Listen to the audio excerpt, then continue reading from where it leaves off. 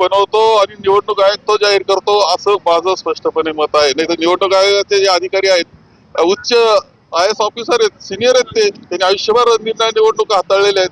त्यांना सगळे त्याच्यातले फायदे तोटे कशा पद्धतीने असतात, कोणते दोष असतात, कोणते गुण असतात, सगळं माहिती आहे. असं असताना होऊच कसं शकतं त्याला कारण कुणीतरी मंत्रालयातला पीए ना कार्यक्रम बनवला आणि तो लावून टाकला, कारण यांना ते बंधन होतं.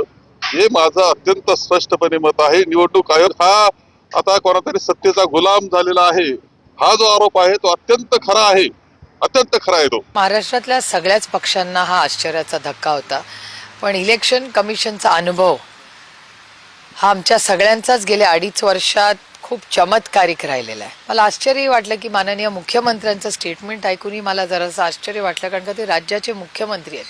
जर मुख्यमंत्र्यांनी नाराजी व्यक्त केली असेल आणि एवढी टीका केली असेल, तर जर राज्याचे मुख्यमंत्री ही जर इलेक्शन कमिशनबद्दल त्यांच्या मनात कटुता असेल, तर मग त्या इलेक्शन कमिशनवर सामान्य माणसांनी विश्वास कसा ठेवायचा, हा एक मोठा प्रश्न उभा राहतो.